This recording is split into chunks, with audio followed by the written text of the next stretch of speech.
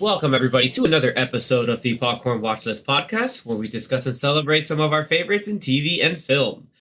Once again, I am your host, Xavier, and joined with me are my fellow Popcorn Watchlist panelists, Danny, Anthony, and Zach. And today, we're actually taking and throwing it a little back to a little ditty from 2014 that kind of, is what I call this generation's 2001: A Space Odyssey. Um, in terms of the impact it has and how it's kind of really become a sort of like one of the movie greats for a lot of people, especially like people my age, Anthony's age, and younger. It's a movie. Ah, What do you mean, bro? Like, dude, too it's a old. it, Too old. it You it's a okay? film for all Is your back ages. okay? My backs are fine in space. Yeah, man. There isn't a lot of back compression that has to happen when you're in zero G. It's only when you're spinning. So, if you haven't gotten a little bit from the hint there, today's episode, we're going to throw it back to one of our favorites. It's gained a lot of popularity as, the internet circles have gone through over the years. It's one of Christopher Nolan's best. It's like an amazing movie that, again, came out in 2014, starring Matthew McConaughey. It is none other than Interstellar. I remember when the trailers for this movie came out, like even back then, I mean, I think Anthony, you could attest like the hype that was around this movie. Oh yeah, I mean, and this, for me personally, I was extremely hyped because at that point Nolan had already solidified himself. He had finished the Dark Knight trilogy, and Inception came out in 2010. So for me, I was like, oh, it didn't matter what movie it was going to be. It was like, oh, the next Nolan movie, I'm there. And yeah, and the trailers just made it look even cooler. Yeah, it was one of those. We were starting to get this idea. We're like, oh, yeah, cool. Nolan's doing like a big studio movie, and he's going to do something that he wanted to make for himself. And it's like, okay, he did like Dark Knight. Okay, cool. Oh wow, that grossed a crap ton of money. Okay, like helped him fund Inception. Holy crap, Inception is awesome. And then hey, dude, Dark Knight Rises. Hey, that also had a lot of hype, made a lot of money. Okay, cool. Now I can roll it into this passion project that I had with my brother about a space travel and theoretical physics, and I remember everything around it that they were, because Christopher Nolan likes to do almost everything practical. We're here thinking, how is he going to do all this stuff in space? Like, what kind of, how is this going to Yeah, he sent come out? people.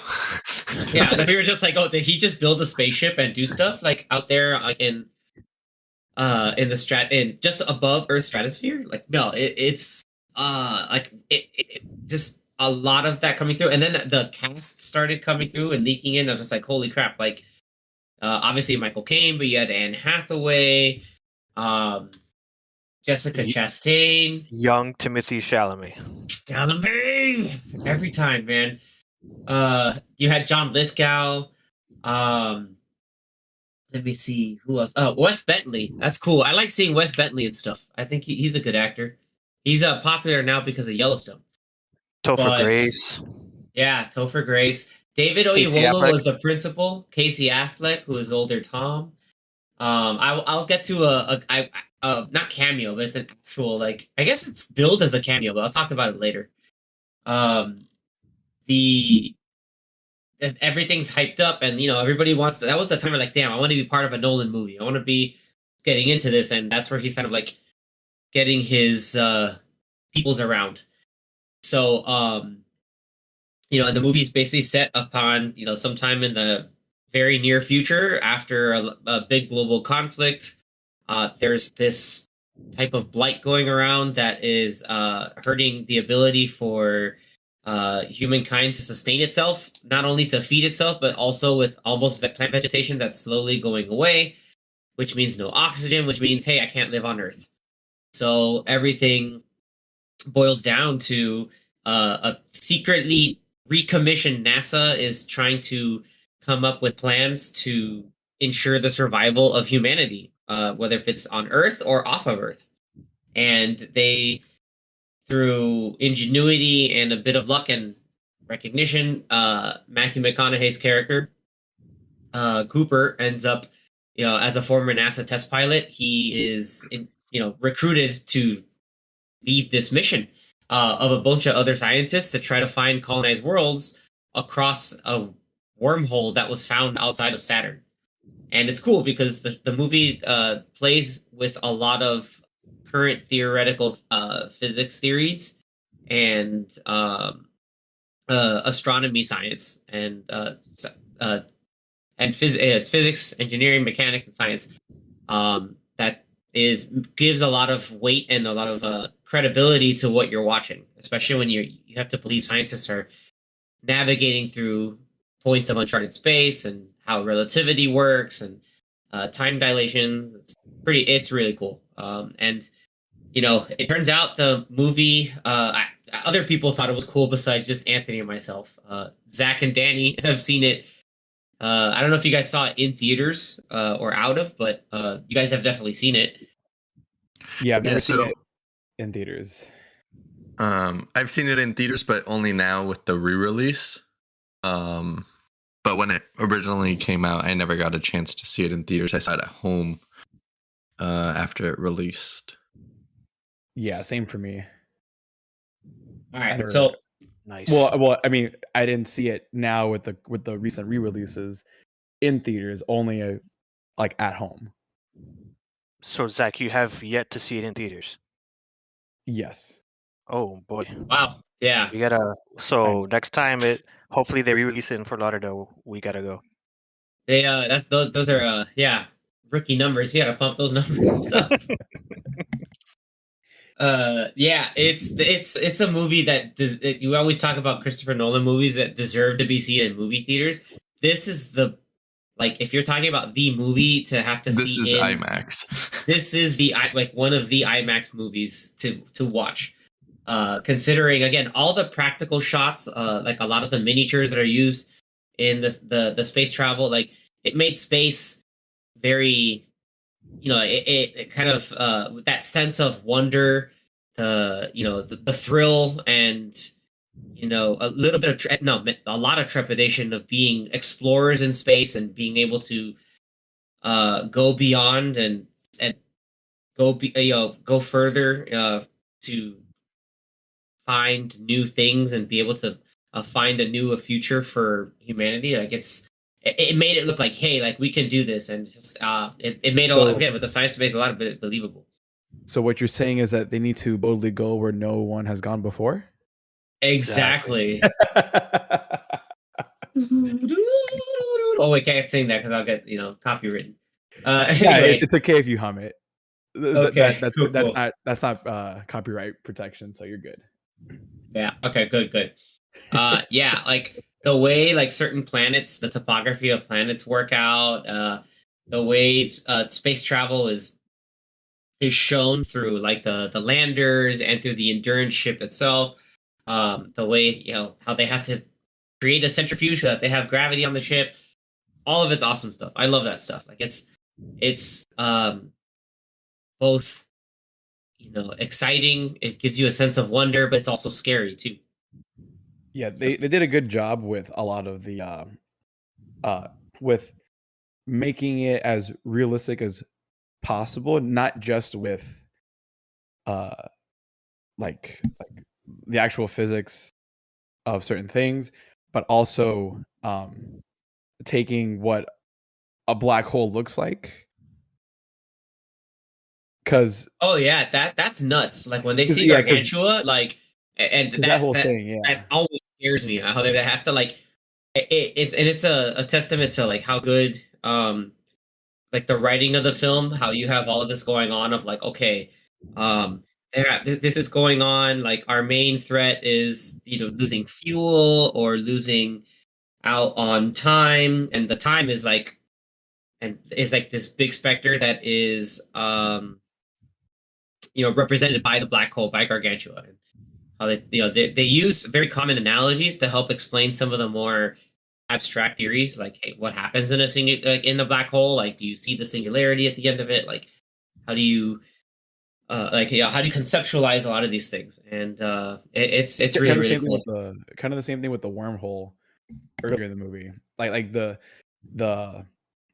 tried and true, like here's 2 points on a piece of paper, draw a line, oh, how do you get from point A to point B in a shorter In a path? girl. Oh, you fold the paper, you punch a pencil through it. It's kind of like Yeah, the movie's How- so good. It's referenced in Thor: Love and Thunder. Remember they're in the cancer treatment. She's like, "Look, you ever watch Interstellar? It's just like this." It's just, and then she just pokes the hole like, and it's like, "Sorry about your book." He's like, "But what?" So again, the ideas behind it are really cool, but at the same time, what's written is a very engaging, thoughtful story and very human story beyond all of this crazy sci-fi stuff. And that's So because they worked heavily with Kip Thorne, right, in this movie, yeah, to try to make everything as factual as you could get, even though it's a fictional space movie. yeah. Is he credited as like as a consulting or anything like that? I think I thought so. he was. I think so because I Yeah, remember they definitely have mentioned his name throughout like a lot of the advertising of the movie he's listed as an special executive features. producer. Yeah, Yeah, actor, producer. Yeah, so he's actor too, yeah, actor, actor, producer, and producer. theoretical physicist. Yeah, Nice. Kip Thorne. Yeah. According to IMDb. But anyway, yeah, it's yeah, that's pretty out. That's pretty out of hand. Yeah, it's like the obviously through like legend. It's like through like that was around the time like he was doing a lot of stuff with Legendary Pictures, but you don't have to go to the production stuff. What we can go over is again, like I mentioned earlier, not only Anthony and I we saw it in theaters. It wasn't just us. So I think for its time, I don't know if you have to add Danny how much money it made, like based off of the re-releases, but which we'll get to in a moment. But I don't know, like initially how much money it made. Yep. Yeah, I was able to get those numbers. So, first with budget wise, it was 165 million Wow, at the not bad. time Not bad. in 2014. Yeah. And box office wise, on the original release was 681 million, which is pretty fantastic. Yeah, no, it's a great return on investment. Yeah, I and think it made then its money back. the what? Oh yeah, I think it made its money back. Yeah, for sure. And then now I looked up that the re-release from which started December of last year, um, hence why it's the 10-year anniversary in 2024. The re-release made 48 million so far, That's crazy. and that's with from December up until now because they're still re-releasing it. Yeah, I remember at the time when they re-released it, it made more money than some new movies that came out in Yeah, December. and it was only on pretty crazy. IMAX. Yeah. Which is crazy. And then so that brings the total box office right now to 729 million. That's right, we count those. Nice. Yeah, and the movie came out in November of 2014, so it's Yeah. just over 10 years right now as of us recording this. We're like in March of 2025. But the fact that it's still playing in March. Well, I don't know if it's still playing everywhere in the US, but here in South Florida, and especially the IMAX that we have closest to us in Fort Lauderdale, they keep re-releasing it in random weeks because they have a gap in their schedule, and they're like, "Hey, we can still make money re-releasing Interstellar for a weekend." And yeah, they should just keep doing it. I think that should just be a movie they have in their back pocket to always fill in a spot. Yeah, like there are certain movies that, you know, if you want to showcase this is why you go see this in IMAX. Yeah, it's this one like 100%. It's funny, I'm not thinking about it. It's like when it's watching Top Gun Maverick like in the big IMAX screens and now Interstellar, both movies were distributed by Paramount, so Paramount's throwing the big money around for IMAX. Just a little thing I was thinking about. It's like, okay, Yeah, it's definitely worth showcasing in a especially in a real IMAX screen, and especially with the sound and the music and the visuals, all of it together is just pretty insane. And Nolan started using IMAX cameras in The Dark Knight, and little by little with each movie he kept using it more and more, where I think by the time he got to this movie, I think he has like over an hour of footage where he used IMAX camera, so it was the full 70 millimeter. I forget what the actual measurement is, but the IMAX camera scenes where it expands throughout the whole entire screen. So you get a lot of that in this movie, and it's pretty spectacular. Yeah, definitely. Seeing it the first time in the proper IMAX was a pretty awesome experience. And then not only just visually, but then also with the score and everything. Yeah, the score, the sound effects, like it's mixed really well for that. Definitely takes you to another planet. Nice. I just Actually, looked it up. several. I just looked it up. So it's the 1:4:3:1 aspect ratio. That's what they call it when they use the actual IMAX cameras. And it was used in 64 minutes of footage in the movie. A little over Which an hour. is a good amount. Nice. It is a good amount. The movie's like 2 hours and 45 minutes ish. But that's mainly like all those like it's all the really big scenes, space scenes, and like some planet scenes that are pretty good. He's gonna get to the point where he's just like gonna the Dr. do Man an entire planet movie. when they're flying. Yeah, the Dr. Man planet. Like, hey, maybe that's the Odyssey. No, but the planet that Dr. Man was on, like all the flying shots, like that stuff. I remember being in IMAX. The first planet with the water, with like look, mountains. Yeah, that in IMAX, like oh no, like that. Yeah, that was nuts, dude. Like my worst nightmare. Yeah, I was like, Anthony, you need to hang out on that planet. Not only that, in hours worth 7 years of Earth time. Yeah. That one made that worse.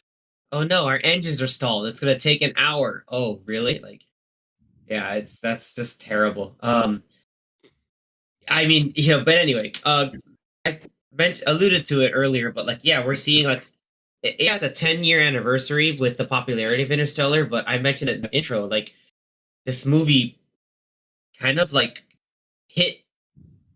struck a chord with a lot of people when it came out, and even like after it came out. Like there's something about the movie that has that balance of like emotional human story and like just being caught in the awe and wonder of the science and the space travel and the possibility that this kind of thing could happen, like that we if we with enough perseverance and grit we can put our heads together and try to execute on something like this. Like it's so freaking cool.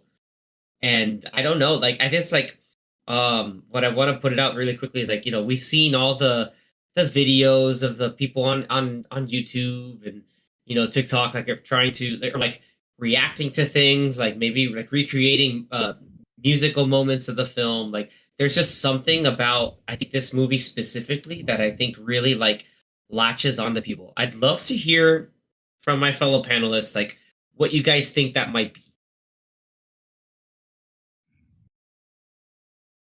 Zach, you can go first, because youngest should go first. Dang, age before beauty. I see. Okay. Say that again. So that way, I like. What do you think?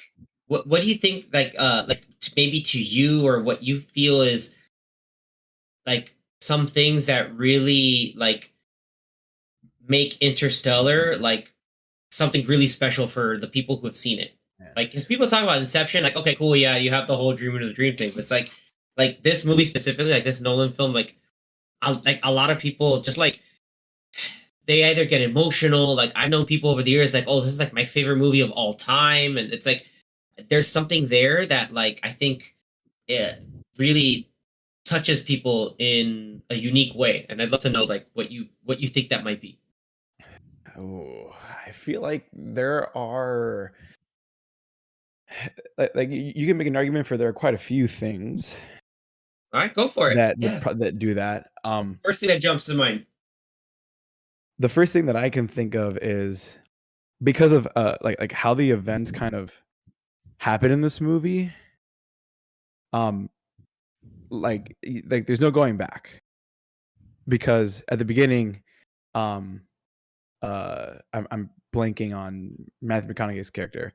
Cooper. Yeah. Cooper. There we go. So, or is that his last name or first name?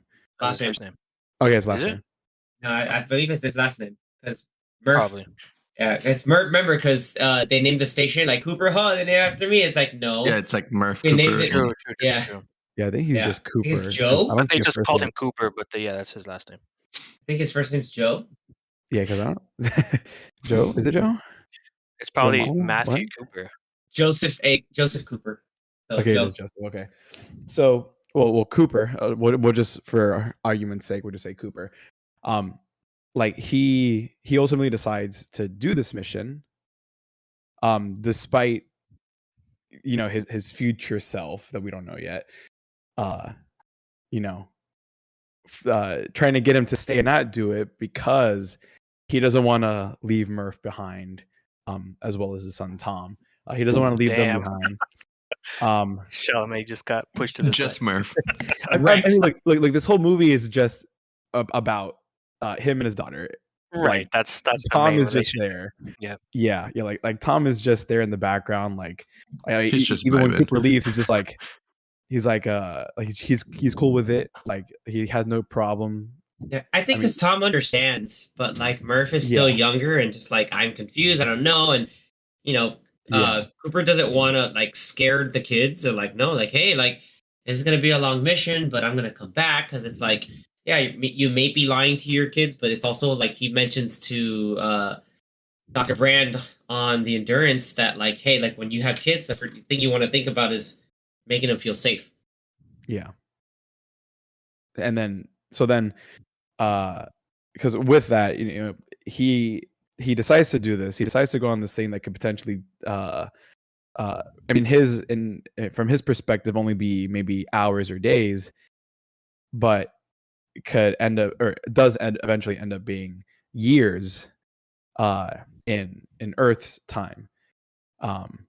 So Murph going years, and I mean going her whole life basically, knowing that her dad's out there going to these planets and trying to find a habitable planet for the human race to live on. I can see where anyone that maybe has children can feel a certain way about that, Or even have parents. Yeah. Like if Or you're that, in the perspective of Murph. Yeah. I mean, they're talking about being a caretaker generation, and yeah, it's scary. I feel like you would have to be, I mean, a young enough, first of all, an old enough child to understand what's going on, but not old enough to the point where, like, you, if you wanted to have kids, you could have kids, and then understand it from that point of view. But I don't know who under the age of 10 would like feel that from the perspective of Murph.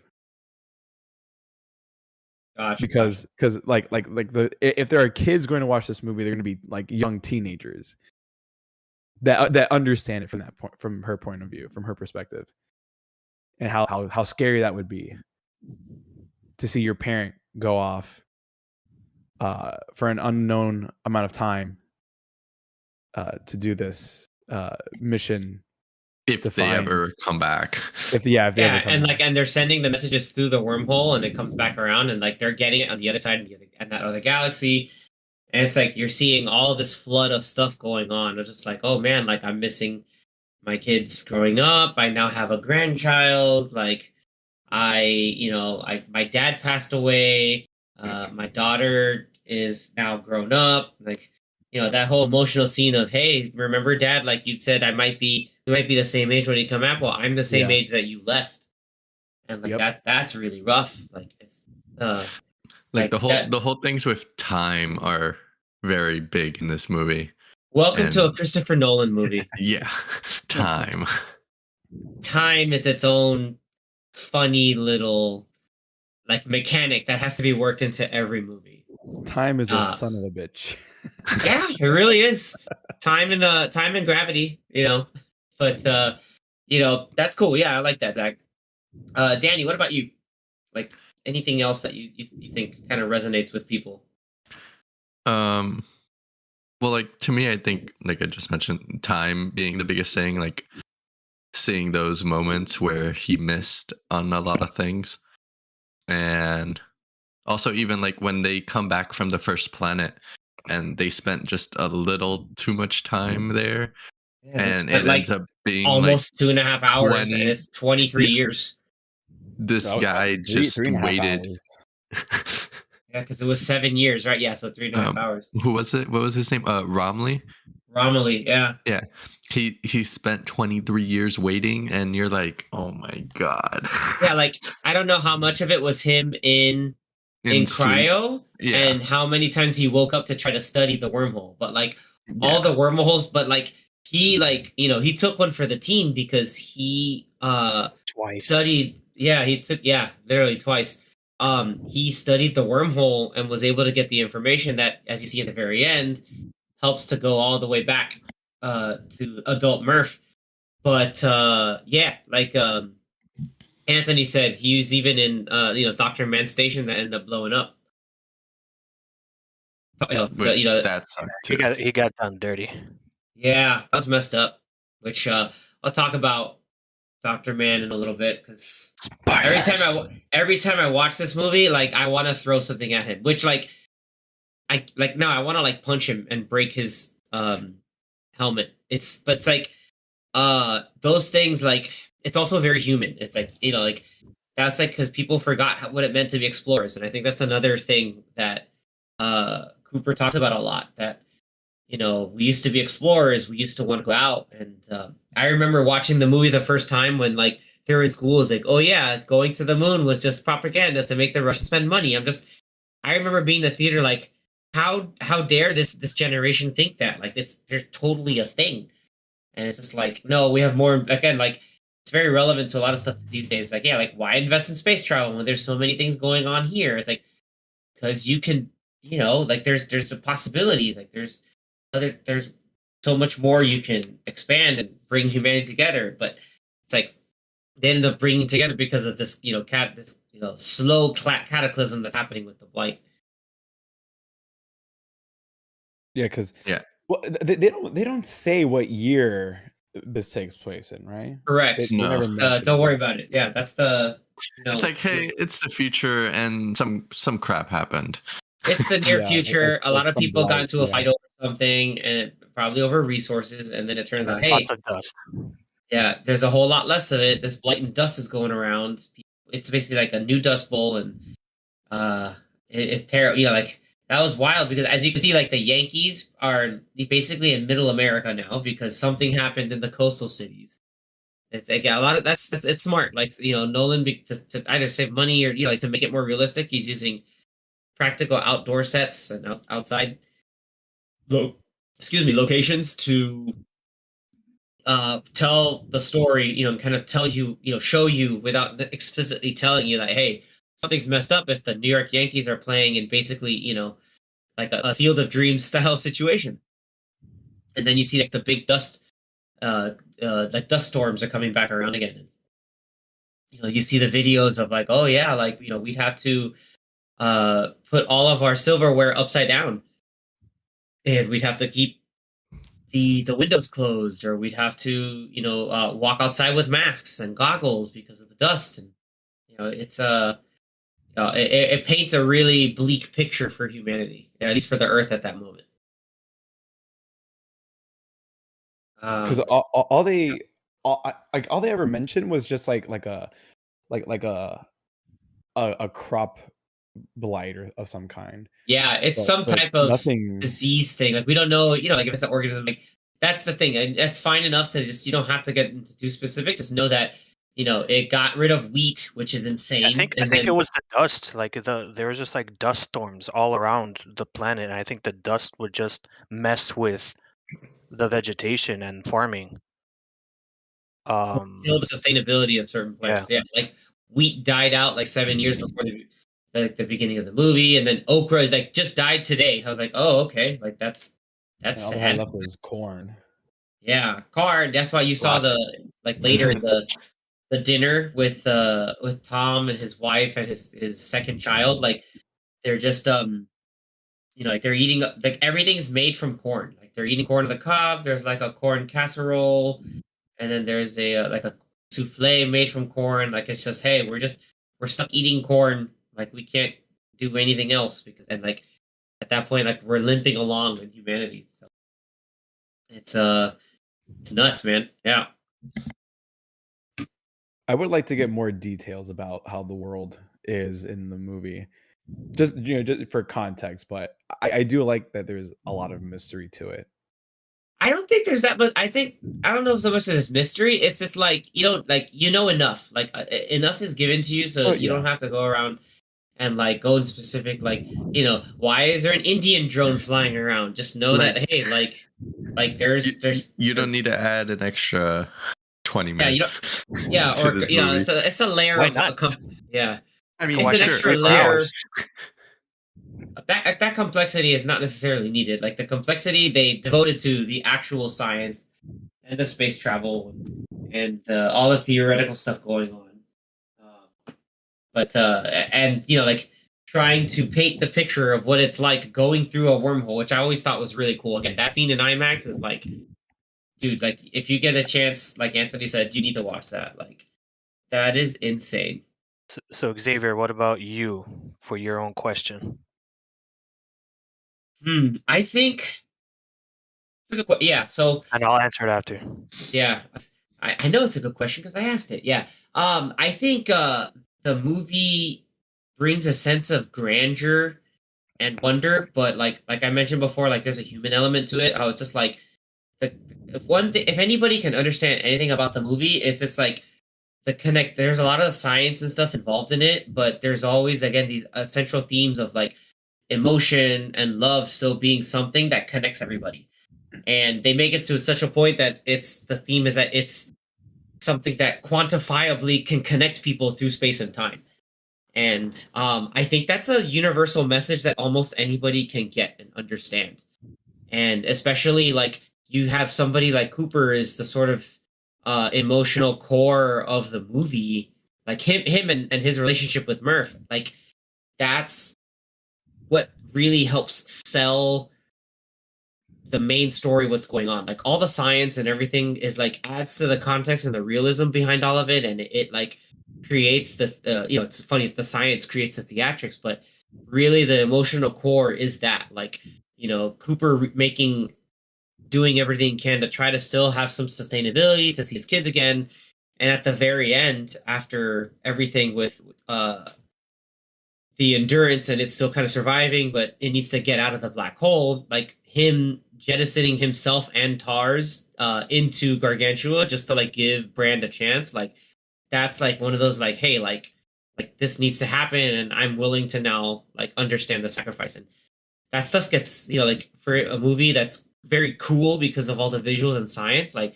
it's also like pretty emotionally heavy. Like there's like the scenes of him watching his kids grow up and Yeah.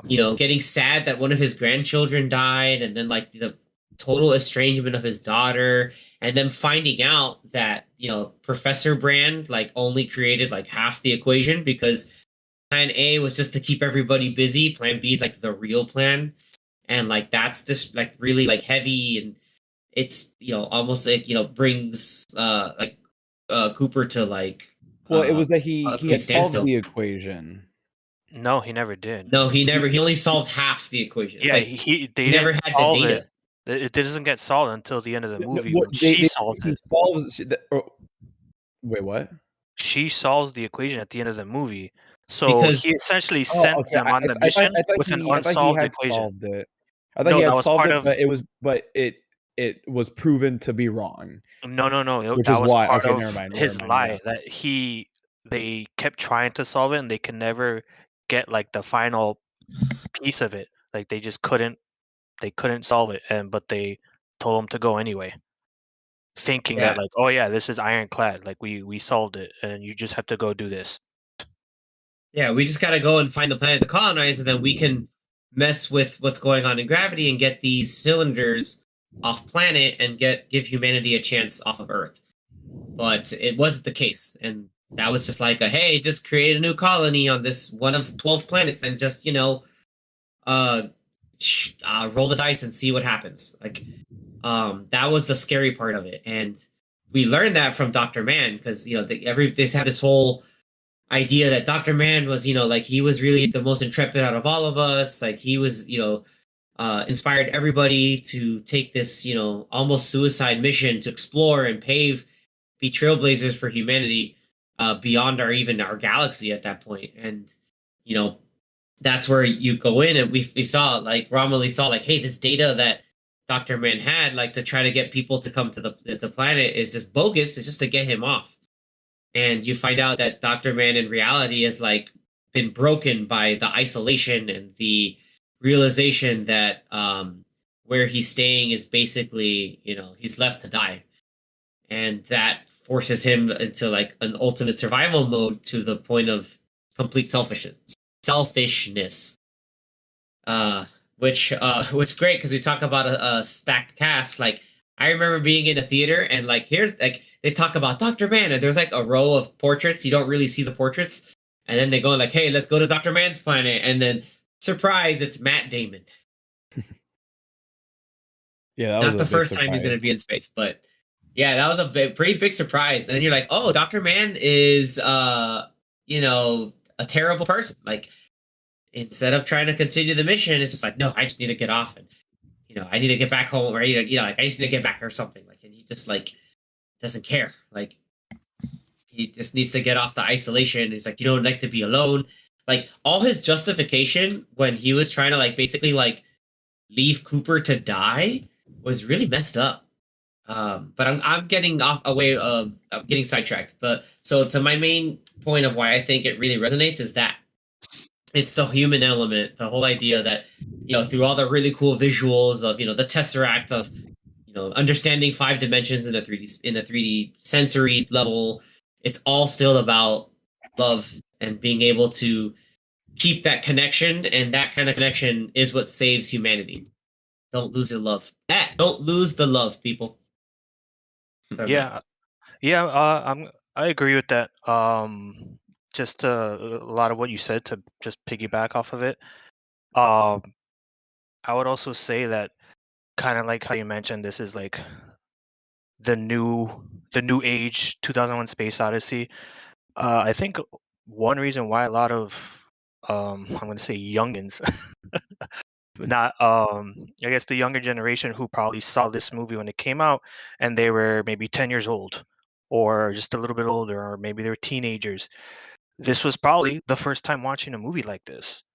They probably have no idea what 2001 Space Odyssey is. And so kind of like for people back then when they saw 2001 and were amazed by it, you have a lot of young people who saw this and this is like their first foray into really big space epics, and then they watch this and they're just like amazed, probably first off just by how it looks, by the story and everything that's part of the story, like you mentioned, that like a lot of it's a very human story and a lot of human emotions, um uh very universal.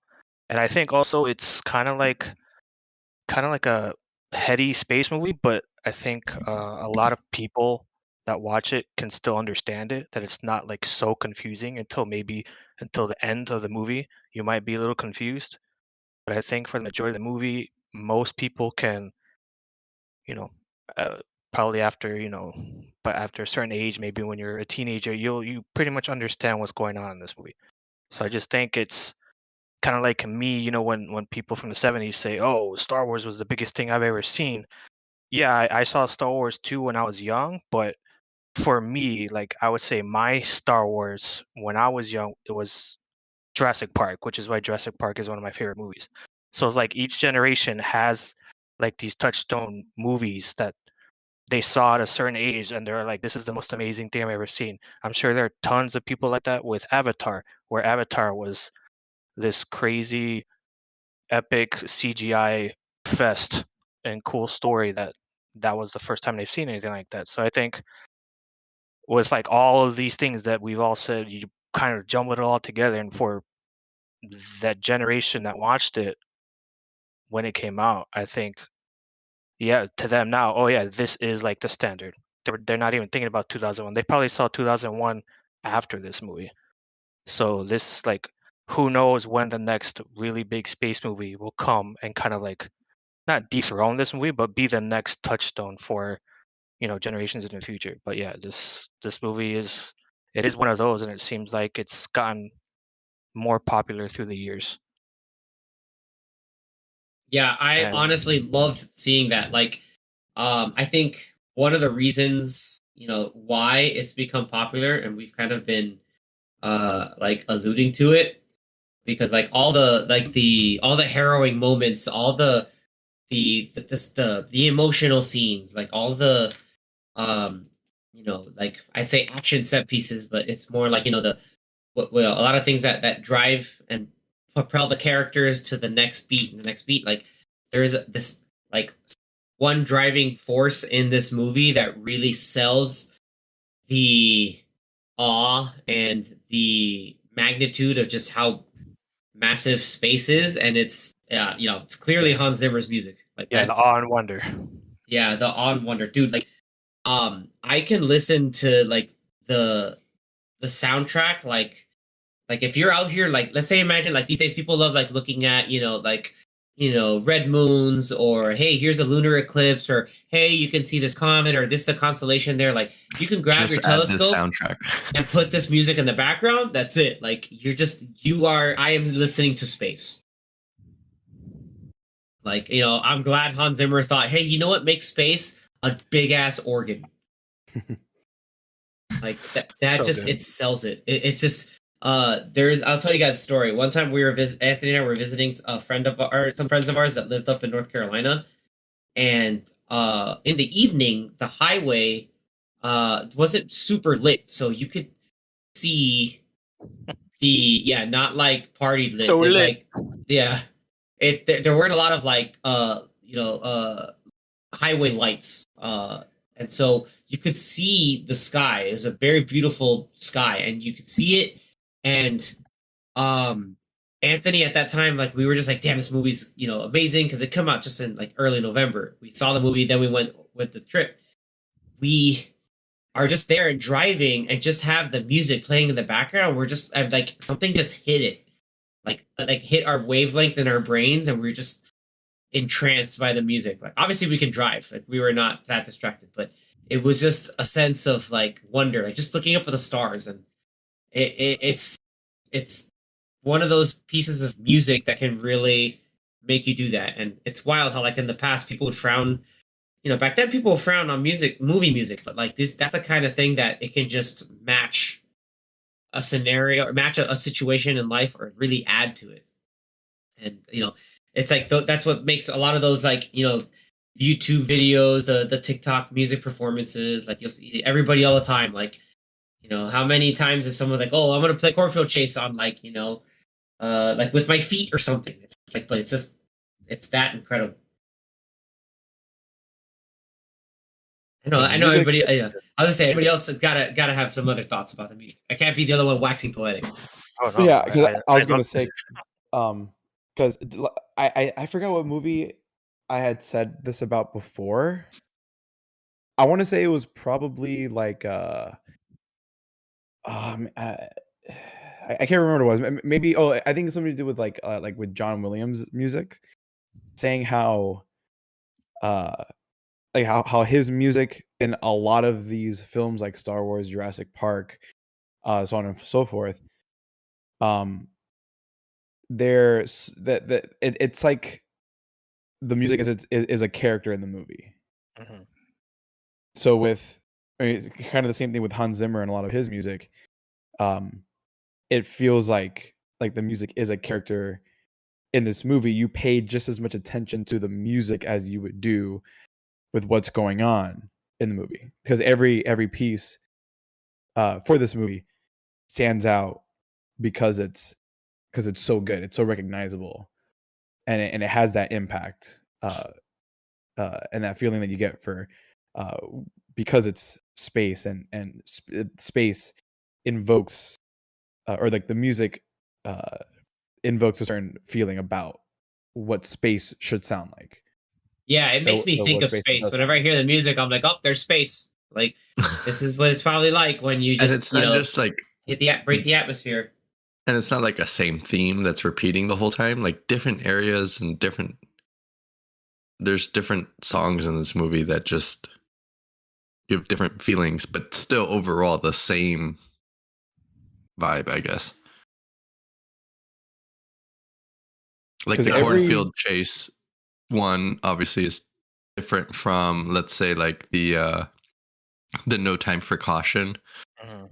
one, which those are two great pieces of music, but totally Very- different emotions. Yeah, because Yeah. one is definitely more suspenseful. Yeah. Cornfield Chase is one of the ones that's that's popular with a lot of those TikTok or YouTube videos Hmm.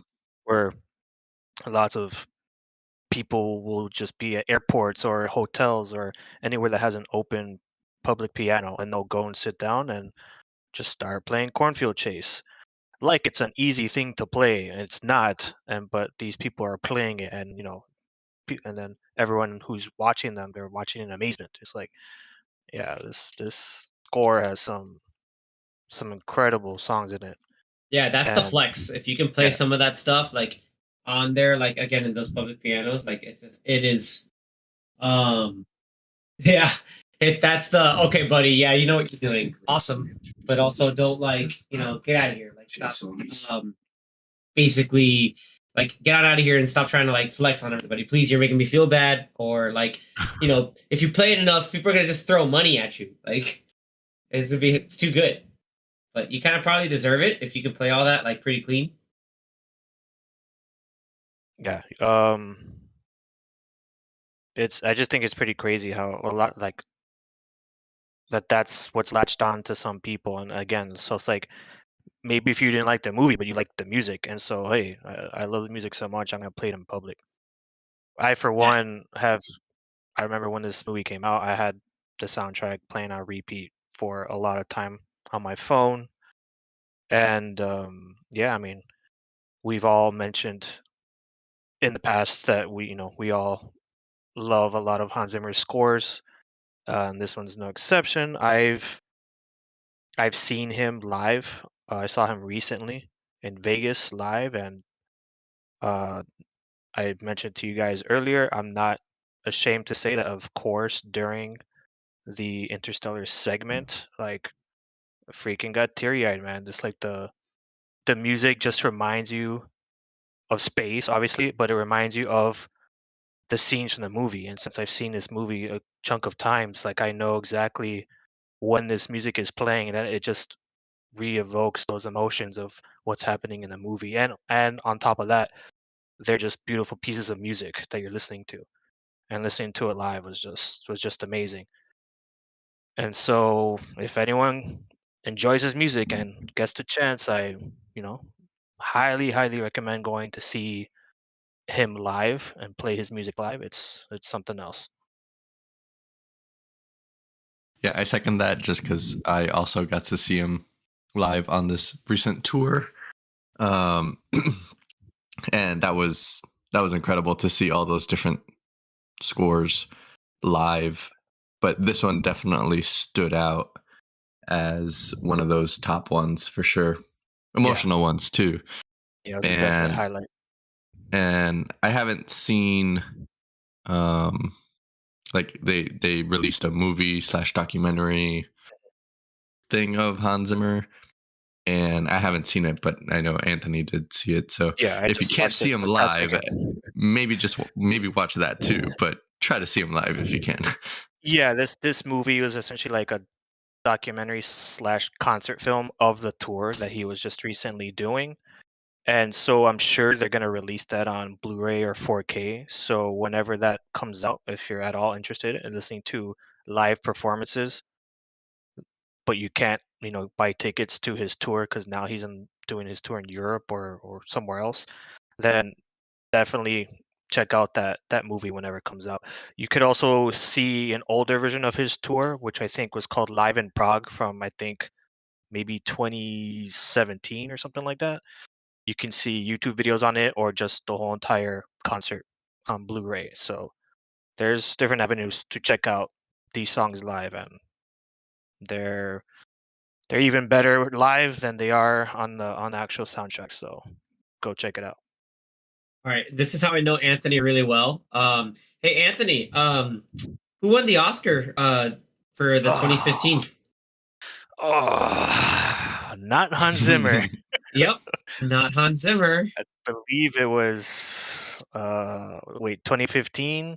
So it was not Atticus Ross. It was Nope, it was the other that one. was 2010 for The Social Network. It was for The Theory of Everything, right? Nope. Desplat? Yep. But it wasn't for Theory of Everything? No, it was Grand Budapest. Oh, Grand If I'm not Budapest. mistaken. Okay. Yeah, I think I'm all like I'm here like yeah like Desplat. throwing it down, but I was like Desplat. yeah, that year he's just like oh the splat. I mean, Like, don't get me wrong. The music in that movie is great too, but come on, man. I don't see anybody making videos about the songs in that movie.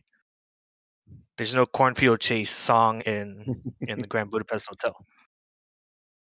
no, I mean it's true, but yeah, like it was that's one of those where it's just like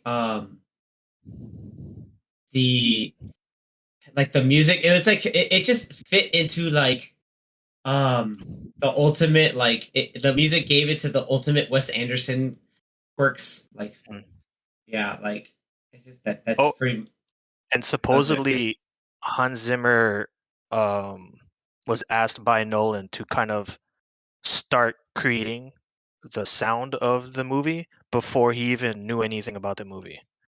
He kind of just gave him like pointers, and he also like wrote Hans Zimmer a letter to kind of like evoke a certain feeling of what he wanted to come across in the movie, and from that Hans Zimmer just started creating sounds and music, and then like out of nowhere he creates space, the sound of space. Like it's pretty insane. yeah it was he does that a lot with Hans like hey here's a concept or like with Dunkirk it's like hey you know the British forces are on a ticking time clock ticking time clock you said perfect and then just rolls the whole with movie it. The whole movie yeah kind of like the clock sound from when they landed on the mountain slash water planet. Like the whole time they're on that planet, the ticking noise within the song, I think I read somewhere that like it represents maybe like a minute I think of like it's a time or day. an hour or a day, something like that. But like, and so the whole time during that scene, during when the music plays, I think it equates to the amount of time, like Earth time, that they were on that planet.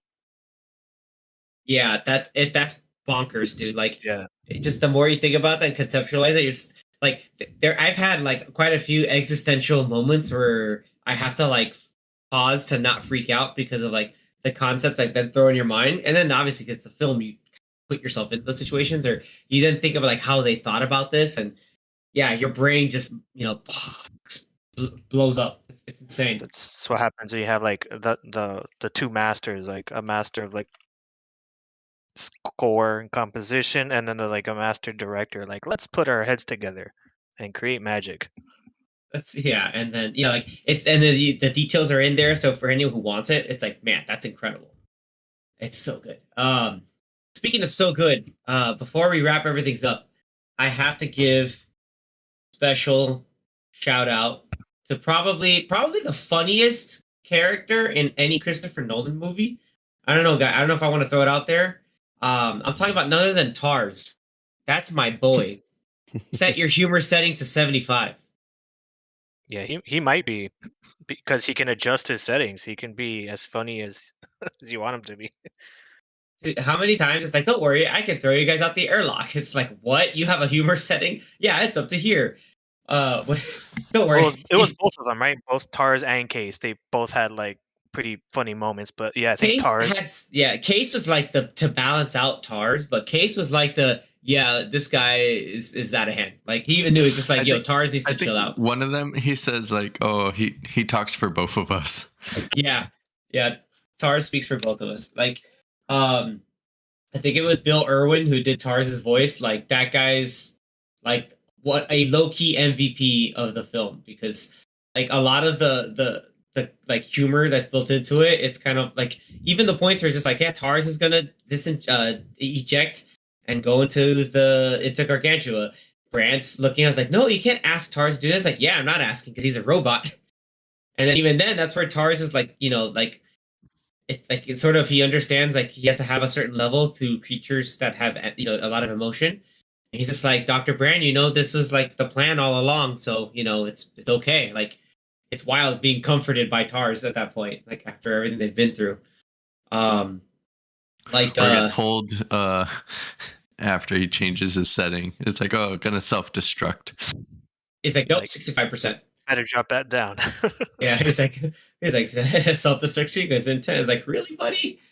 Or my favorite was the cool, you've all signed up to be slaves in my robot colony. It's just like, oh my god, this is what we got to deal with all the time now. But at the same time, he pulls through. The docking sequence would not have worked without Tars. Didn't he also save Brant on the water planet? On the water planet, yeah, he pulled the piece of wreckage over her, and that because that also, he had to, because the planet I think is like 1.3 Earth's gravity, so like you have to like that's gonna be heavier. Like that wreckage was good. Basically, she was stuck. Like there's no way she's getting out on her own. But poor Doyle, like like that was a whole that no thing man. He was sitting looking too long. I think he could have saved himself.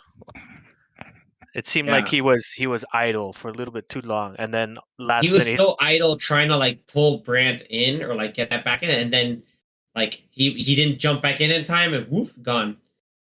What I thought was gonna happen is that like maybe he could start the sequence to like fly and then go pick her up, but that only happens in Star Wars stuff, obviously because we're realistic here. Yeah, Tars and Case, like them being the sort of robotic companions that originally were used as soldiers, is kind of wild. Like that's also a thing too that I think that stuck with people is the really practical design of these robots. So cool. With that kind of programmed artificial intelligence, it's so cool. Like when Tars had to run, I call it running, like the running to go grab Brant. Like I remember seeing that, I was like, this is the coolest thing I've ever seen. And a lot of it's practical. Like there's barely any, if any. Correct me if I'm wrong, but I don't think there's barely any CG in this movie. I mean, I think the running on the water part, that might have been CG. Like I think they created the arms for like what he used to like go through the water. I was gonna say swim, but it wasn't really swimming.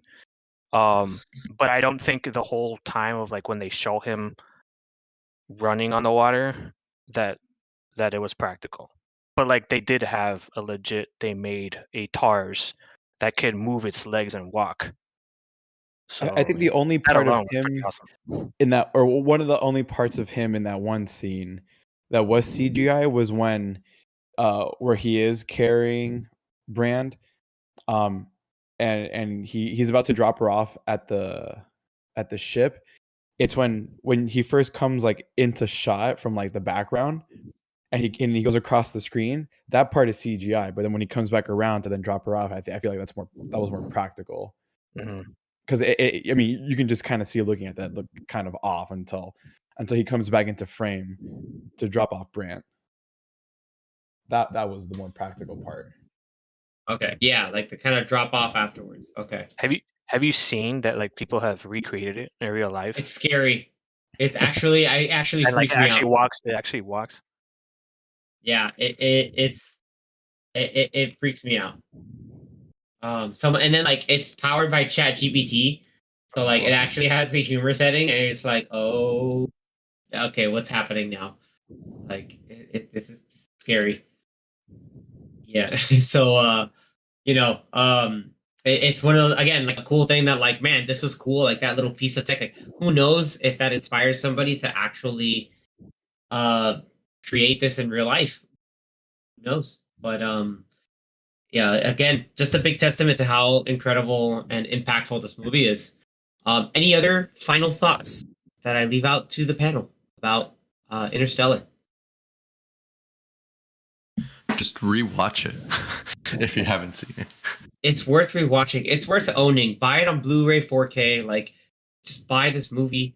If it's out, if it shows in a really massive big screen near you, go out and watch it. Support it. Like it's one of those things that you go to watch a movie and everybody, a lot of the cast is like, hey, thanks for watching this and filmed as meant to be. Like these are the movies that's like, yes, it's meant to be this way. By now, Nolan's got an Oscar, so you could, at this point in time, he definitely knew what he was doing. So, start witnessing more and more the evidence of just some really great storytelling and utilizing a lot of practical and real world science to really create and weave this human story. Yeah, it's Yeah, good. yeah, I mean, other things kind of like I know we mentioned like the movie looks great, the cinematography was amazing, the practicality and the mix of the few uses of CGI in the movie were like done seamlessly. Like the movie just overall looks great. The acting all around is top notch. We talked about the music, top notch. Just like yeah, this movie is just extremely well made. And I would say, yeah, I mean, this movie's awesome. It's hard to I think find we would any all issues with agree. it. Yeah, I don't have many issues with it. I know there's people that probably have issues with like the very ending of the movie. It gets a little out there and wacky. Well, I mean, It's like that's where the sci-fi meets, or sorry, where science or where theories and science fiction then kind of meet, because I mean, up until that point, well, really up until like they go through the wormhole, it's all like theory, mhm. and then they go through a wormhole, which I mean, apparently they exist. I think apparently, again, apparently that word, uh, they've we've found, or we have discovered like traces, or whatever it might be, but still like no hard evidence. But then like going through the black hole, and then that's where like a lot of the theory, like the math, then meets the science fiction part of it, and then it becomes that sort of movie at the end of it, Mhm. which is really interesting. But still, I mean, no problems with it. The whole movie is science fiction. It's all sci-fi, so I don't see where people might have an issue with that. Oh, exactly. Yeah, I agree. Like it should be like that's the whole idea. Like, hey, use science into fiction to tell a story, and it does that very well. Yeah, I really enjoyed. There's so many scenes that like you just pick apart and be like, all right, yeah, the pretty much all the planet scenes, the different planet scenes. Um, I like how the movie is like it's not really slow, but it's not fast paced either. The pacing's just pretty well done. I really enjoyed that. It's very intense and emotional, but also there's suspenseful moments. And dude, when he just ejects, when he goes into the wormhole, not the wormhole, the freaking Black hole. black Yeah. hole, and then he ejects, and I was just like, what does he expect to happen? And then Yeah, like I'm here like, is he he's just gonna he's get pulverized he's by just everything? falling or floating, and then he sees the then singularity, and before yeah, getting into the singularity, and then everything's just black, and then just like the sound, you hear him breathing and going like, "Oh my god!" And then the sound is insane, and then seeing that the first time, I was like, "What is happening right now?" yeah, like I always It's like crazy. watch this movie and have that like sense of like wonder, and like a lot of times I get like I weirdly get like like goosebumps watching this movie. Like Yeah. it's part of it's the music, but part of it's just like the concept, just like okay, cool, like the way the space shots are filmed, they look incredible. They're great. And then of course the docking sequence alone can be Mhm. its own episode. Like that thing So is cool. it's so cool. It's so amazing. It's scary, and like I love how it starts with Doctor Man getting his comeuppance after all this time of not listening to. Hey, there's an issue with the dock. Do not dock. Like please do not dock. And he's like, no. Sometimes you got gone because he's an idiot and blew out the airlock. Yeah, and you have, you mentioned the tidal wave mountain planet and the freaking ice clouds on the Yeah. ice planet.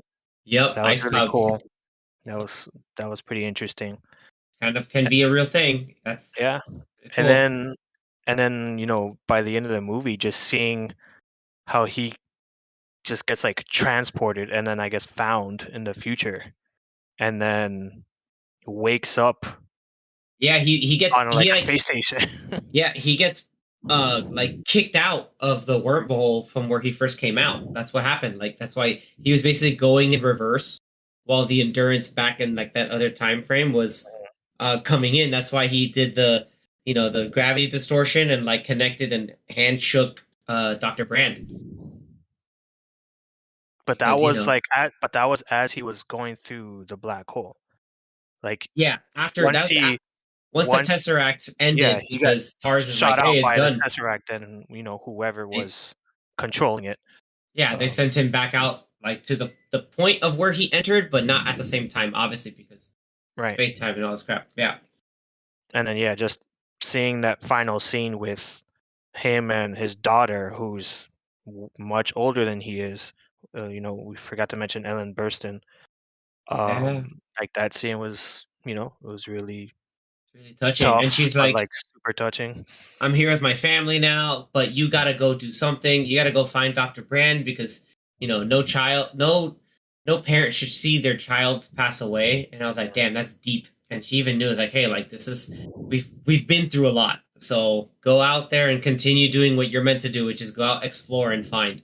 Mhm. And I thought that was a cool way to just like, yep, he's going out there, and then the movie ends in a really like positive and hopeful manner. That's really cool.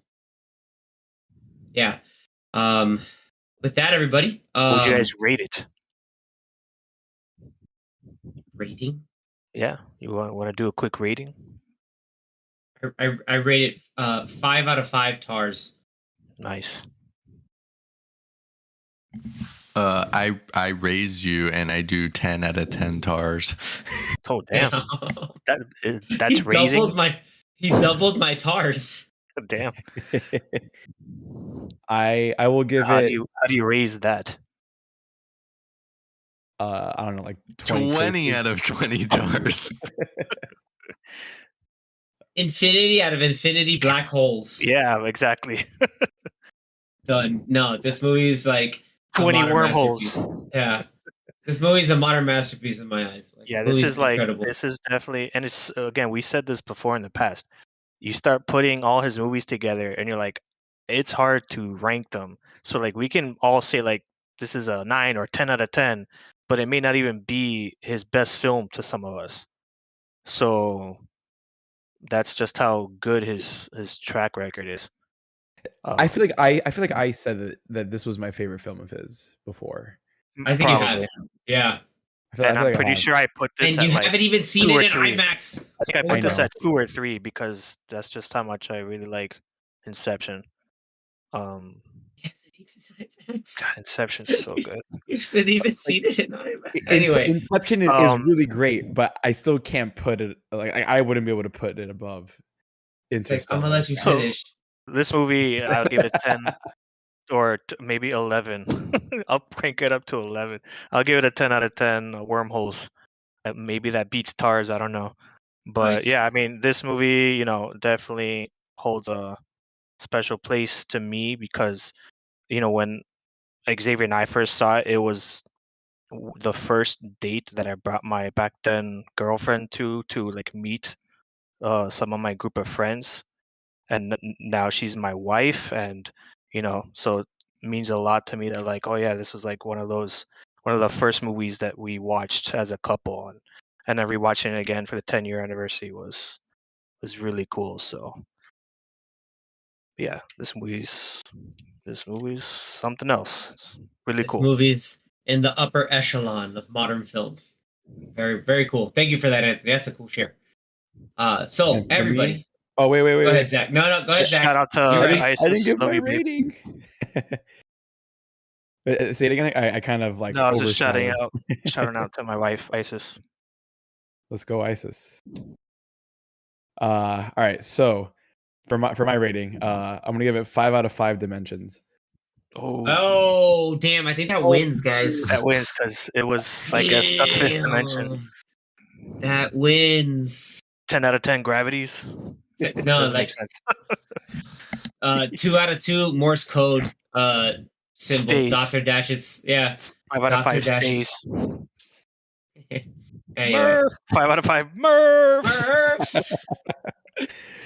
Oh, No, awesome. leave me, Murph. No, stay with her. Come on, stay.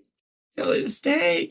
God, That's that great. recording scene when he just sees the recording of all those years. That scene's crazy, man. That's rough, man. And even like, everything. It's rough. Apparently, that was the that shot that made it in the movie. From that, it's the first take he did for that. And wasn't that like That's he why was he's an given Oscar those he was given those clips like without even knowing what they were. Correct. Yeah, and they used the first take of it just because it had like the most like actual reaction of it because it's the first time he's seeing it. So that's pretty cool. He's seeing it as the character. Acting, everyone. Acting. The reconnaissance. Okay. Well, it's no acting. You don't need to be acting to enjoy this movie. That's the general feeling you get out of all this, everybody. So, if you feel the same way, shout out to us over through Popcorn Watchlist on our socials, or like and leave a comment on your listening platform of choice. Keep the conversation going. I'd love to hear if anyone else listening has seen this movie in the Lord's IMAX, as I call it. I'd love to hear, help Zach realize what he's missing out on. I know. Keep an eye on Fort Lauderdale IMAX's website. It's mods.org, mods.org, if you're in the South Florida area, because I have a feeling that they might put it back within the next week or so. Yeah, so I'm going to look out for the next 2 weeks. Yeah. Cool. All right. With that, everybody, again, thank you so much for tuning in. Remember that, love is quantifiable. It brings us together and transcends space and time. Until next time, everybody, thank you so much for tuning in. Later. Do not go gentle into that good night.